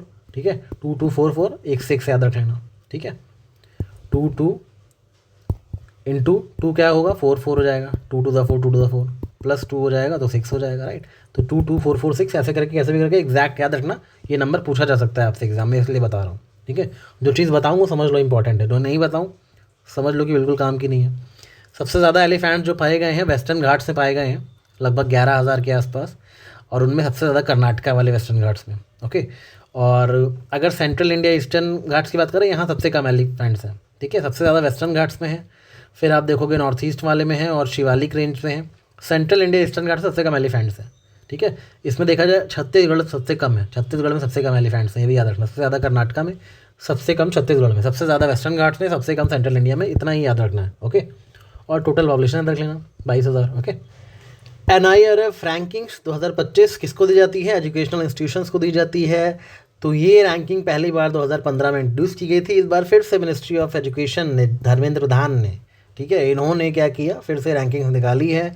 ये जो रैंकिंग निकाली जाती है 2015 से शुरू किया गया रखना। NIRF कब से स्टार्ट हुआ? 2015 से, और अभी 2025 की रैंकिंग्स जो आई है, ये जो रैंकिंग्स आती हैं ये 5 ब्रॉड पैरामीटर्स पे होती हैं कि जहाँ पे पढ़ाई हो रही है वहाँ टीचिंग, लर्निंग और रिसोर्सेज कैसे हैं, रिसर्च और प्रोफेशनल प्रैक्टिसेस कितनी होती हैं, ग्रेजुएशन का आउटकम कितना रहता है, आउटरीच और इंक्लूसिविटी कितनी है और परसेप्शन कैसा है उस जगह का। ये पांचों पैरामीटर हैं, teaching, research, graduation outcome, outreach और परसेप्शन। ओके, सबसे ज़्यादा जो वेटेज है वो इसमें टीचिंग और रिसर्च वाले का है, 30% ओके। इसके अलावा सब पैरामीटर्स नहीं याद रखने हैं आपको इतना याद रखना है कि NIRF के जो रैंकिंग्स हैं उसमें ओवरऑल कैटेगरी में फर्स्ट रैंक IIT मद्रास की है, यूनिवर्सिटीज़ कैटेगरीज में फर्स्ट रैंक IISc बेंगलुरु की है, ठीक है। मैनेजमेंट की बात करें तो IIT अहमदाबाद नंबर 1 पे है, मेडिकल की बात करें तो एम्स न्यू दिल्ली नंबर 1 पे है, फार्मेसी की बात करें तो जामिया हमदर्द जो न्यू दिल्ली में है वो नंबर 1 पे है। अगर सिर्फ कॉलेजेस की बात करें तो फिर हिंदू कॉलेज लगातार दूसरी बार नंबर 1 पे आया है। अगर हम आर्किटेक्चर और प्लानिंग की बात करें तो IIT रुड़की नंबर 1 पे है। और अगर हम लॉ की बात करें तो national law of school for Indian university जो कि बेंगलुरु में है वो नंबर 1 पे है। तो आप देखोगे अपनी अपनी फील्ड के जो पॉपुलर और मोस्ट फेमस हैं वो ओवरऑल नंबर 1 पे रहते हैं। जैसे ओवरऑल कैटेगरी में याद रखना, यही पूछा जाएगा तो ओवरऑल कैटेगरी में IIT मद्रास रैंक्स नंबर 1 इन NIRF रैंकिंग, याद रखना इसको, ओके। और यूनिवर्सिटीज़ कैटेगरी में बेंगलुरु, मैनेजमेंट में IIM अहमदाबाद, मेडिकल में एम्स, फार्मेसी में जामिया हमदर्द, कॉलेजेस में हिंदू कॉलेज, आर्किटेक्चर प्लानिंग में IIT रुड़की और लॉ में NLS यूनिवर्सिटी, याद रखना इसको, ओके। कुछ और भी याद कर सकते हो, जैसे डेंटल में भी एम्स नंबर 1 पे है, ठीक है। एग्रीकल्चर में IARI जो दिल्ली का है वो फर्स्ट पे है, ओके। एक और याद रखना, state public universities, Jadavpur university Kolkata, ये भी पूछा जा सकता है, थोड़ा लेस नोन है ना तो ऐसा पूछ सकते हैं। और ओपन यूनिवर्सिटीज़ में तो इग्नू ही नंबर 1 है। और बाकी इनोवेशन कैटेगरी में IIT मद्रास इनोवेशन कैटेगरी में नंबर 1 है, ये भी याद रखना। वाइस प्रेसिडेंट चुने गए हैं नए, ठीक है, क्या नाम है, CP राधाकृष्णन, ये इंडिया के 15th वाइस प्रेसिडेंट है, याद रखना। इन्होंने किसको डिफीट किया ये भी याद रखना, B सुदर्शन रेड्डी को, मतलब राधा के जो कृष्ण हैं इन्होंने सुदर्शन को ही हरा दिया, सुदर्शन चक्र कृष्ण के हाथ में होता है तो सुदर्शन को ही हरा दिया, ठीक है। B सुदर्शन रेड्डी ये सुप्रीम कोर्ट का जज थे, इनको हराया है, याद रखना इस चीज़ को। CP Radhakrishnan is the current vice president and the current chairman of Rajya Sabha, इस चीज़ को याद रखना, ओके। वाइस प्रेसिडेंट का office second highest constitutional office होता है और इनका टर्म 5 ईयर्स के लिए होता है। क्या वाइस प्रेसिडेंट को रिमूव किया जा सकता है? येस, रेजोल्यूशन राज्यसभा से पास होना चाहिए by the majority of its then members, जितने मेंबर्स हों उनकी मेजॉरिटी से राज्यसभा से रेजोल्यूशन पास हो जाए और लोकसभा से एग्री हो जाए, लेकिन ऐसे रेजोल्यूशन मूव करने से पहले 14 दिन का प्रायर नोटिस देना पड़ता है। याद रखना, vice president is the x official chairman of Rajya Sabha, इतनी ही बातें आपको याद रखनी है। स्वच्छ वायु सर्वेक्षण 2025, again very important for examination. ये जो स्वच्छ वायु सर्वेक्षण किया जाता है, क्यों किया जाता है? देखो 2019 में क्या हुआ था, मिनिस्ट्री ऑफ एनवायरनमेंट ने national clean air programme launch किया था। इस क्लीन एयर प्रोग्राम के तहत ये टारगेट सेट किया गया था कि हमें 130 शहरों की जो हवा है उनकी क्वालिटी को इम्प्रूव करना है, उनकी एयर क्वालिटी को इम्प्रूव करना है। और कहीं ना कहीं इसी टारगेट को ध्यान में रखते हुए मिनिस्ट्री ऑफ एनवायरनमेंट ने नया इनिशिएटिव निकाला स्वच्छ वायु सर्वेक्षण का, ताकि ये अपने NCAP वाले टारगेट्स को मैच कर सके। इसमें रैंकिंग दी जाती है 130 NCAP सिटीज़ को। NCAP के तहत जो 130 सिटीज़ का टारगेट रखा गया है ना एयर क्वालिटी इंप्रूव करने का, उन्हीं 130 NCAP सिटीज़ को एयर क्वालिटी के बेसिस पे रैंक देने का काम करता है स्वच्छ वायु सर्वेक्षण। किसका इनिशिएटिव है? मिनिस्ट्री ऑफ एनवायरनमेंट का, याद रहेगा। इसके अलावा ये भी याद रखना कि मिनिस्ट्री ऑफ एनवायरनमेंट के मिनिस्टर हैं कौन? भूपेंद्र यादव हैं, ठीक है। अब इसमें सबसे इम्पॉर्टेंट जो है वो ये आता है कि भाई टॉप 3 सिटीज़ कौन सी हैं 1 मिलियन वाली पॉपुलेशन के अब, जहाँ पे 1 मिलियन से ज़्यादा पॉपुलेशन जिन शहरों में, अलग अलग कैटेगरी होती है, 1 मिलियन से ज़्यादा पॉपुलेशन वाले शहर, ठीक है, और बाकी 3 लाख से लेके 1 मिलियन वाली पॉपुलेशन वाले शहर, ऐसे ऐसे करके कैटेगरी होती है। तो सबसे इंपॉर्टेंट ये 1 मिलियन से ज़्यादा वाला होता है। इसमें इंदौर ही ज़्यादातर टॉप पे रहता है, चाहे स्वच्छता वाला हो या स्वच्छ वायु सर्वेक्षण हो। तो इंदौर जो MP का है वहाँ की एयर इस सर्वे के अकॉर्डिंग सबसे क्लीन है, ठीक है। और इसमें यूपी वाले जो हैं, याद रखना, यूपी का जो आगरा है वो 3rd नंबर पे है। 2 शहर तो MP के ही हैं, इंदौर जबलपुर, 3rd नंबर पे आता है आगरा यूपी का। तो याद रखना 1 मिलियन से ज़्यादा पॉपुलेशन वाले शहरों में यूपी का आगरा 3rd नंबर पे है स्वच्छ वायु सर्वेक्षण में। हो सकता है स्टेटमेंट दे दे एग्जामिनर कि यूपी का कोई भी शहर टॉप 5 में नहीं आता स्वच्छ वायु सर्वेक्षण के, तो गलत होगा, क्योंकि टॉप 3 में तो आगरा ही आ गया 3rd नंबर पे। तो याद रखना इसको। इसके अलावा कैटेगरी 2 जो है, ठीक है, 3 लाख से लेकर के 1 मिलियन पॉपुलेशन तक के, इसमें अमरावती महाराष्ट्र में और मुरादाबाद उत्तर प्रदेश, झांसी उत्तर प्रदेश, ये टॉप 3 हैं। तो याद रखना 3 लाख से 1 मिलियन वाले में यूपी के 2 शहर हैं, मुरादाबाद और झांसी। टॉप पे अमरावती है महाराष्ट्र का, इसमें एमपी का दूर दूर तक नामो निशान नहीं है। ओके, 3 लाख से कम आबादी वाले स्टेट्स में फिर एमपी टॉप करता है देवास, इसमें यूपी का कोई जिक्र नहीं है। ठीक है, तो यहाँ पे आपको इंदौर, यहाँ पे अमरावती और यहाँ पे देवास याद रखना है। यूपी के शहर नंबर 1 कैटेगरी में आगरा 3 नंबर पे है, और सेकंड कैटेगरी में मुरादाबाद और झांसी सेकंड नंबर पे याद रखना। ये थर्ड रैंक तो अलवर को दी गई है, सेकंड नंबर पे मुरादाबाद झांसी दोनों को रखा गया है, तो ये चीज़ याद रखना, दोनों को ही सेकंड रैंक दी गई है यहाँ पे, मुरादाबाद और झांसी को। ठीक है, याद रखना इस चीज़ को। तो यूपी के 2 शहर हैं, दोनों को सेकंड रैंक दी गई है 3 लाख से 1 मिलियन वाली कैटेगरी में, ये चीज़ें याद रखिएगा। ओके, इसके अलावा यूपी का स्टेटस फिर से देख लो, जो 1 मिलियन के अबव वाली पॉपुलेशन उसमें आगरा ने टॉप किया है यूपी में, थर्ड रैंक आई है इसकी, वहीं कानपुर के 5th रैंक है। ठीक है, तो आगरा ने 1 मिलियन कैटेगरी में यूपी में तो टॉप ही कर दिया ना, थर्ड रैंक वाले ओवरऑल हो, बट यूपी में तो टॉप पे है। सेकंड नंबर पे कानपुर है, क्योंकि ओवरऑल इसकी 5th रैंक थी, अगर यहाँ पे 5th होता तो यहाँ पे कानपुर लिखा रहता, लेकिन 3 तक ही लिखा है, राइट। तो कानपुर 5th नंबर पे है ओवरऑल 1 मिलियन वाली कैटेगरी में। तो इतनी चीज़ें आपको याद रखनी है स्वच्छ वायु सर्वेक्षण से जुड़ी हुई। ओके, कानपुर के बाद अगर एक और याद रखना है तो याद रखो इलाहाबाद, वाराणसी, ये सब इंपॉर्टेंट शहर है, तो 7 नंबर पे 11 नंबर पे है, इतना ही याद रखना है। ठीक है, कैटेगरी 2 में तो हमने देख लिया, मुरादाबाद झांसी जो है सेकंड पे है, सेकंड याद रखो, ज़्यादा नीचे तो जाना नहीं है। थर्ड जो पॉपुलेशन 3 लाख के बिलो वाला है उसमें अनपरा 5th नंबर पे है और रायबरेली 7वें पे। ठीक है, ये दोनों याद रखो, रखना उतना इंपॉर्टेंट नहीं है। एक चीज़ और, अंगीकार 2025 कैंपेन, ये ministry of housing and urban affairs की स्कीम है अंगीकार। ये अंगीकार कैंपेन न्यू दिल्ली में क्यों चलाई जाती है? ये एक अवेयरनेस कैंपेन है प्रधानमंत्री आवास योजना के तहत, जो कि किस चीज़ के बारे में अवेयरनेस है, ताकि ये जो प्रधानमंत्री आवास योजना अर्बन है, ठीक है, इसका जो प्रोसेस है एप्लीकेशन का, उसके वेरिफिकेशन का, हाउसेस के कंस्ट्रक्शन का, उसको और ज़्यादा एक्सपीडिट किया जाए, मतलब तेज़ किया जाए, उसमें तेज़ी लाई जाए। तो अंगीकार 2025 एक मास अवेयरनेस कैंपेन है, कैसे आप प्रधानमंत्री आवास योजना अर्बन 2.0 का फ़ायदा उठा के अपनी, अगर आपको घर चाहिए आप एप्लीकेशन दे सकते हैं, वेरीफाई करवा सकते हैं, फटाफट से चीज़ें हो जाएँ, ताकि यही अंगीकार कैंपेन है। क्वेश्चन आ जाए अंगीकार तो मिनिस्ट्री ऑफ डिफेंस मत करके आ जाना, मिनिस्ट्री ऑफ हाउसिंग की स्कीम है। ओके, सॉरी, कैंपेन है। UDISE ये हमने पहले भी देख रखा है, राइट। अगर आपने मेरा फर्स्ट लेक्चर नहीं देखा तो देख लो इसको। 130th अमेंडमेंट बिल 2025 जो है, ये बिल किस बारे में है, किस चीज़ का अमेंडमेंट किया गया है? ये बिल इस बारे में है, अगर कोई भी मिनिस्टर है, मिनिस्टर को ऑफिस से रिमूव कर दिया जाएगा अगर मिनिस्टर अरेस्ट हो जाता है और 30 दिन से ज़्यादा तक डिटेंशन में रहता है। तो किसी क्रिमिनल ऑफेंस में अगर कोई मिनिस्टर डिटेन कर लिया जाता है और 30 दिन या उससे ज़्यादा तक लिए डिटेन रह गया, तो वो मिनिस्टर अपने आप ऑफिस से रिमूव हो जाएंगे। इसके लिए बिल लाया गया 130th अमेंडमेंट बिल 2025। ओके, याद रखना, अभी ये एक्ट नहीं बना है। इस बिल को लोकसभा में इंट्रोड्यूस किया गया था अगस्त में, फिर ज्वाइंट पार्लियामेंट्री कमेटी के बाद भेज दिया गया। ओके, अब इस बिल के तहत चाहे वो प्राइम मिनिस्टर हो, चाहे चीफ मिनिस्टर हो, या कोई भी मिनिस्टर हो सेंट्रल स्टेट गवर्नमेंट का, अगर उसने डिटेन हुआ और क्रिमिनल चार्जेस में हुआ और 30 दिन तक जेल में रहा या उससे ज़्यादा रहा, देन उनको ऑफिस से रिमूव कर दिया जाएगा।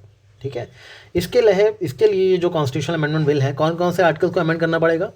आर्टिकल 75 को फॉर सेंट्रल मिनिस्टर्स, आर्टिकल 164 को for state ministers, and article 239AA को for Delhi ministers. Okay, national sports governance act of 2025, national sports governance act क्यों लाया गया है?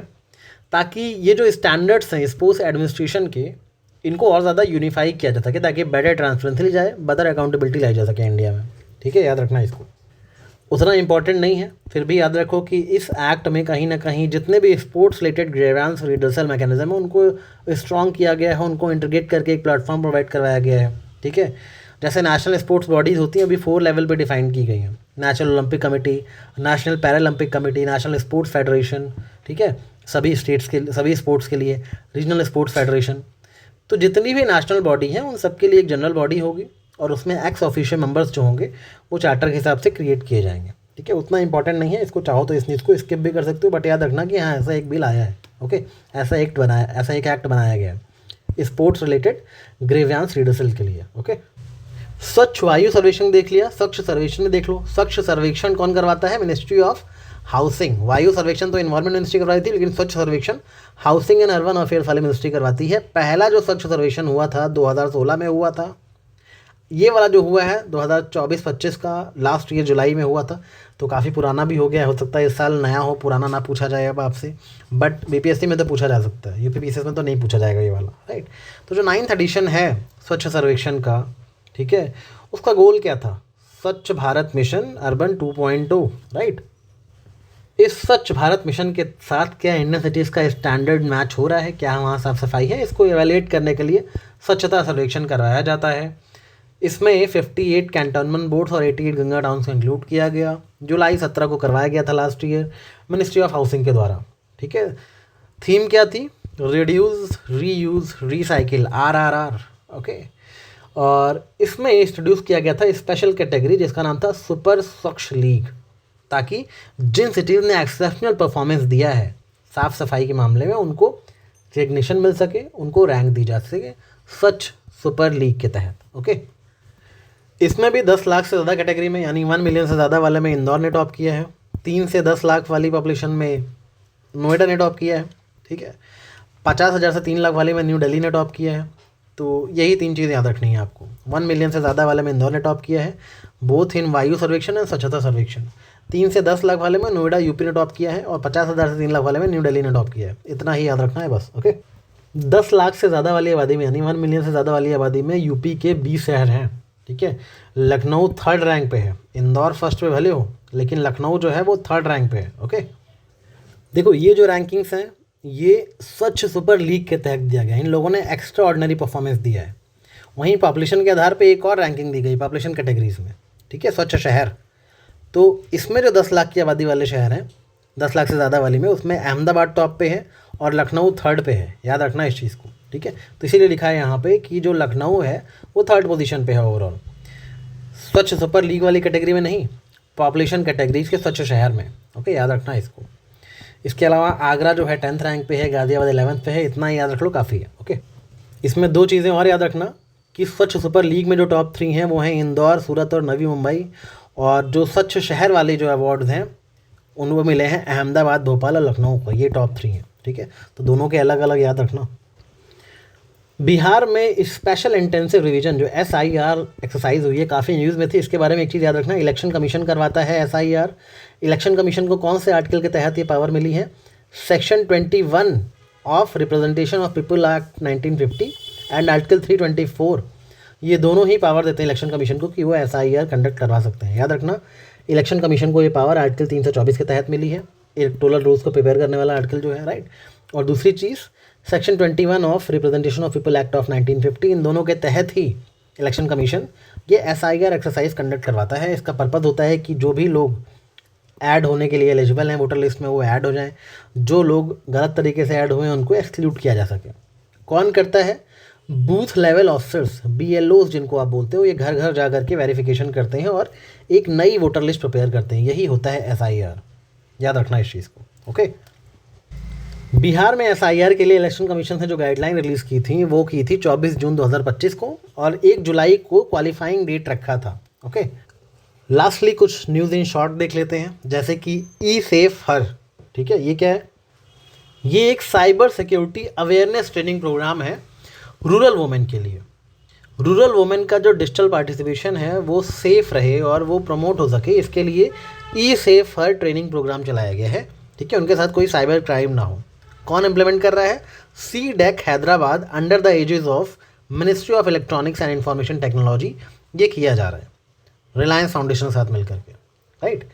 तो याद रखना इस चीज़ को। इसका मतलब इनिशिएटिव का एम क्या है? To train 1 million women across rural India over a period of 3 years, ये भी इंपॉर्टेंट है। E-Safe हर को 3 साल के अंदर 1 मिलियन रूरल वुमेन को ट्रेन करना है, डिजिटल प्रेजेंस बढ़ानी कैसे है और साइबर क्राइम से कैसे बच के रखना है, राइट। तो E-Safe हर याद रखना साइबर सिक्योरिटी अवेयरनेस से जुड़ा हुआ प्रोग्राम है। युगे युगीन भारत नेशनल म्यूज़ियम, ये कहीं ना कहीं एक इसकी जो पहली गैलरी है वो खुल जाएगी एंड ऑफ 2026 तक। ये जो म्यूज़ियम बन रहा है ये दुनिया का लार्जेस्ट म्यूज़ियम बनने वाला है, ओके। जो अभी एग्जिस्टिंग नेशनल म्यूज़ियम है उसको रिप्लेस कर देगा ये। कहाँ बन रहा है? दिल्ली में बन रहा है, दुनिया का लार्जेस्ट म्यूज़ियम है, इतना याद रखना, ठीक है। जम्मू कश्मीर में क्रिसेंथेमम गार्डन का इनॉग्रेशन हो गया है, राइट। कहाँ पे? Nehru memorial botanical garden Srinagar में, इतना याद रखना बस, ओके। मिनिस्ट्री ऑफ माइंस ने लाइमस्टोन को मेजर मिनरल डिक्लेयर कर दिया है। आगे आए कि लाइमस्टोन मेजर मिनरल है या माइनर मिनरल, तो याद रखना ये मेजर मिनरल है, इतना ही याद रखना है। इसको MMDR एक्ट 1957 के तहत मिनरल्स को क्लासीफाई किया जाता है, तो इसको मेजर मिनरल के तौर पे क्लासीफाई कर दिया गया है। ओके। इंडिया का पहला gigawatt scale data centre and AI hub कहाँ खोला गया है? विशाखापट्टनम में, इतना ही याद रखना है बस। ओके। कैसे याद रखोगे? AI हब विशाखापट्टनम में है। आपके ऑफिस में हो, आप विशाखा आ गई तो क्या बोलोगे? AI विशाखा आई, ठीक है, याद रखना है इसको। इंडिया का पहला cooperative multi field compressed biogas plant कहाँ बन रहा है? महाराष्ट्र में बन रहा है, इसको याद रखना। ये सब बस जगहें याद रखनी है आपको, ठीक है, और कुछ नहीं पढ़ना इतना ज़्यादा। नई ओपीएम पॉलिसी आई है, कुछ खास इंपॉर्टेंट नहीं है। केरला का नाम केरलम रखने का प्रपोजल अप्रूव कर दिया गया है, याद रखना है इसको, ठीक है। 24 फरवरी 2026 को ये प्रपोजल अप्रूव कर दिया गया। नीति आयोग की रिपोर्ट आई है जिसका नाम है internationalisation of higher education in India, ठीक है। हायर एजुकेशन इंडिया में नीति आयोग कैसे एक कॉम्प्रिहेंसिव तरीके से तैयार किया जाएगा, उसको इंटरनेशनलाइजेशन उसका किया जाएगा, इस चीज़ की रिपोर्ट लॉन्च करी है नीति आयोग ने। ओके। आपको बस यही याद रखना है कि ये रिपोर्ट किसने रिलीज़ करी है? नीति आयोग ने करी, इतना याद रखना है, इसके रिकमेंडेशन वगैरह मत पढ़ना। BSNL ने भी लॉन्च कर दिया है voice over wifi nation wide, यानी कि वाईफाई कॉलिंग टेक्निक, कि वाईफाई पे आप कॉल भी कर सकते हो आप। जियो के अंदर, एयरटेल में सब पहले से था, BSNL ने लॉन्च कर दिया, याद रखना इसको, ठीक है। इंडियन मैरीटाइम डॉक्ट्रिन रिलीज़ करी गई है चीफ ऑफ नेवल स्टाफ के द्वारा, उसको अपडेट किया गया है। इस साल जो इंडियन नेवी डे था, जो कि 4 दिसंबर को मनाया जाता है, इंडियन नेवी डे 4 दिसंबर को मनाया जाता है। इसकी थीम क्या थी? Combat ready, cohesive, credible and आत्मनिर्भर फोर्स। पहले तो ये याद रखना कि इसकी थीम याद रखना कि CCC करके है, CCCA करके, ठीक है, कॉम्बैट, कोहेसिव, क्रेडिबल एंड आत्मनिर्भर फोर्सेस। और दूसरी चीज़ ये भी याद रखना कि इंडियन नेवी डे 12 दिसंबर को होता है। कैसे याद रखोगे? इंडियन नेवी चारों तरफ जो समंदर है उसकी रक्षा करती है, उससे देश की रक्षा करती है, समुंदर में आते हुए दुश्मनों से देश की रक्षा करती है। दुश्मन चारों तरफ से आ सकते हैं, और बार बार रक्षा करती है। बार बार यानी 12, तो 12 यानी दिसंबर, और चारों तरफ यानी 4, तो 4/12 याद रखना। इंडियन नेवी डे होता है, इस बार की थीम CCCA थी। ओके। बिरसा मुंडा की 150th एनिवर्सरी मनाई गई है, तो बिरसा मुंडा के बारे में और ज़्यादा फैक्ट्स पढ़ लेना हिस्ट्री से, ठीक है। मुंडा रिबेलियन के बारे में पढ़ लेना अच्छे से। और इसको क्या बोला जाता है? जनजातीय गौरव दिवस, नवंबर 15 को मनाया जाता है। ओके। राष्ट्रीय स्वयंसेवक संघ RSS को बने हुए 100 साल हो गए हैं 2025 अक्टूबर 1 को। इस मौके पे 100 रुपये का सिक्का लॉन्च किया गया, इतना याद रखना। RSS के फाउंडर का नाम था डॉक्टर केशव बलीराम हेडगेवार, हाँ हेडगेवार, राइट। तो केशव बलीराम ही याद रखना। और कब लॉन्च किया गया था? विजयदशमी पे 1925 में, नागपुर में। ओके, याद रखना इसको। ये जो 100 रुपये का कॉइन लॉन्च किया गया है, ये नॉन सर्कुलेटिंग कॉइन है, इसको जनरल पब्लिक के लिए सर्कुलेट नहीं करा जाएगा। ये सिर्फ जो कलेक्टर्स होते हैं, जो कोमेमोरेटिव पर्पस के लिए रखना चाहते हैं, उनके लिए ही अवेलेबल है, ठीक है। मॉडल यूथ ग्राम सभा क्या है? ये मॉडल यूथ ग्राम सभा मतलब जो यूथ हैं उनको एक एजुकेशनल एक्सपीरियंस दिया जाए कि ग्राम सभा कैसे फंक्शन करती है, इसके लिए ये इनिशिएटिव चलाया गया है। ओके, याद रखना इसको। मिशन डिजिटल श्रम सेतु किसका इनिशिएटिव है? नीति आयोग का। नीति आयोग की एक रिपोर्ट आई थी AI for inclusive societal development, उसी का एक पार्ट है मिशन डिजिटल श्रम सेतु, याद रखना। इसका जिक्र किया है नीति आयोग ने AI for inclusive social development report में, याद रखना इसको। ओके। आगे कैसे आर्टिफिशियल इंटेलिजेंस को हार्नेस करना है उसके बारे में रिपोर्ट है, उसी के बारे में रोड मैप दिया गया था, उसी से जुड़ा हुआ इनिशिएटिव है मिशन डिजिटल श्रम सेतु, याद रखना। ये नीति आयोग का इनिशिएटिव है। 9th इंडिया मोबाइल कांग्रेस हुई थी, याद रखना ये कब हुई थी और कहाँ हुई थी, बस इतना ही याद रखना है। 8 से 11 अक्टूबर 2025 को हुई थी, और यशोभूमि न्यू दिल्ली में हुई थी। ये एशिया की largest telecommunication and technology event होता है हर साल, ठीक है। तो 9th इंडिया मोबाइल कांग्रेस कहाँ हुई? दिल्ली में हुई, 8 से 11 अक्टूबर 2025। एग्जैक्ट डेट भी याद होनी चाहिए आपको। ओके। इसकी थीम क्या थी? Innovate to transform. We rise initiative क्या है? वी का मतलब है वुमेन एंटरप्रेन्योरशिप प्लेटफॉर्म है नीति आयोग का ये, ठीक है। वी राइज इनिशिएटिव ये DP वर्ल्ड के साथ मिल करके, क्योंकि वुमेन DP चेंज करती रहती हैं अपनी, तो DP वर्ल्ड के साथ मिल करके वी राइज वुमेन एंटरप्रेन्योर्स री imagining inclusive and sustainable enterprises ये इनिशिएटिव का टाइटल है पूरा, और नीति आयोग का इनिशिएटिव, इतना याद रखना। तो याद रखना वी राइज इनिशिएटिव हो, मिशन डिजिटल श्रम सेतु, ये सब नीति आयोग के हैं। अगर एग्जाम में आ जाए तो आपके चेहरे की हवाइयाँ नहीं उड़नी चाहिए, ठीक है। ध्रुव पॉलिसी क्या है? ध्रुव पॉलिसी क्या है? ये डिपार्टमेंट ऑफ पोस्ट है, एक मिनिस्ट्री ऑफ कम्युनिकेशन के अंतर्गत, इसका इनिशिएटिव है ध्रुव इनिशिएटिव। इंडिया में जो एड्रेस होते हैं उनको कैसे सेव किया जाता है, कैसे यूज़ किया जाता है, उसको रिगार्डिंग इनिशिएटिव है। एक डिजिटल हब बनाया जा रहा है for reference and unique virtual addresses. जितने भी वर्चुअल एड्रेस होते हैं उनको कैसे कहीं ना कहीं चेंज किया जाता है, कैसे क्रिएट किया जाता है, कैसे स्टोर किया जाता है वर्चुअल एड्रेसेस को, उसके रिगार्डिंग इनिशिएटिव है ध्रुव। तो याद रखना full form, digital hub for reference and unique virtual address, okay. Merit scheme, multi disciplinary education को प्रमोट करना है, रिसर्च प्रमोट करना है, टेक्निकल एजुकेशन को बढ़ावा देना है, इसके लिए मेरिट स्कीम लॉन्च करी गई है। याद रखना क्वालिटी इंप्रूव की जाए, ठीक। ये मेरिट स्कीम कहीं ना कहीं अलाइंड होती है हमारे नेशनल एजुकेशन पॉलिसी 2020 के तहत, ओके। ये जो मेरिट स्कीम है ये इम्प्लीमेंट करी जाएगी 5 साल के लिए, 2025-26 से 2029-30 तक, ओके। इन इंस्टीट्यूट्स में मल्टी डिसिप्लिनरी एजुकेशन को और रिसर्च को प्रमोट करना है, दैट्स इट। इंडिया का first fully digitally literate state कौन सा है बताओ? Kerala. Kerala is first fully digitally literate state in India. बहुत इंपॉर्टेंट न्यूज़ है, पक्का एग्जाम में आएगा, किसी न किसी एग्जाम में इस साल पूछा ही जाएगा, ठीक है। याद रखना कहीं वो आपका एग्जाम ना हो। ग्रीन एनर्जी की फील्ड में सेल्फ रिलायंट, आत्मनिर्भर बनने के लिए प्रधानमंत्री ने लॉन्च किया है ग्रीन मोबिलिटी इनिशिएटिव। कहाँ से? हंसलपुर, गुजरात से। बस इंडिया इतना ही याद रखना, ठीक है। इस इनिशिएटिव को लॉन्च करते वक्त प्राइम मिनिस्टर ने सुजुकी का पहला इंडिया में मैन्युफैक्चर्ड इलेक्ट्रिकल व्हीकल को, ठीक है, ई विटारा को लॉन्च किया। याद रखना इसको, India manufactured e vehicle, e Vitara Suzuki के द्वारा बनाए गए हैं। प्राइम मिनिस्टर ने इसको इनॉग्रेट किया। लखनऊ मेट्रो बिल्कुल इंपॉर्टेंट नहीं है, याद रख। इसके साथ ही हमारी जो नेशनल न्यूज़ है वो फिनिश हुई। देखो आगे जो इंटरनेशनल रिलेशंस है ना, उसमें जो स्टार्टिंग के कंट्री वाइज दिए हैं, इंडिया से प्रेस, इंडिया म्यांमार, ये कोई वहाँ से यहाँ आया, कोई यहाँ से वहाँ गया, इसमें ज़्यादा इंपॉर्टेंट है नहीं। फिर भी मैं फटाफट आपको जो इंपॉर्टेंट पॉइंट्स हैं वो बता दूंगा, राइट। मेनली जो हम कल के लेक्चर में करने वाले हैं वो क्या है? कल के लेक्चर में जो इंपॉर्टेंट चीज़ जो इंटरनेशनल रिलेशंस की मोस्ट इंपॉर्टेंट है, इंटरनेशनल रिलेशंस में मेरी 2 चीज़ें इंपॉर्टेंट होती है। एक तो इंडेक्स और जो रैंकिंग्स होती हैं जो हमने ऑलरेडी कर ली। दूसरा जो इंपॉर्टेंट होता है वो होता है this international conference summit organisation, ये बहुत इंपॉर्टेंट होती हैं। तो कल के लेक्चर में शुरुआत हम इससे करेंगे और फिर पीछे के जो भी थोड़े बहुत कंट्री के बीच में जो बायलैटरल रिलेशन है उनको देख लेंगे, और कल हम IR भी फिनिश कर लेंगे पूरा। तो फिर इस तरह से हमारा जो नेशनल पोर्शन है और जो इंटरनेशनल पोर्शन है वो पूरा फिनिश हो जाएगा। उसके नेक्स्ट लेक्चर में हम इकोनॉमिक वाला पोर्शन शुरू करेंगे, ओके। मिलते हैं नेक्स्ट लेक्चर में। Till then take care, keep revising and all the best for preparations. Thank you.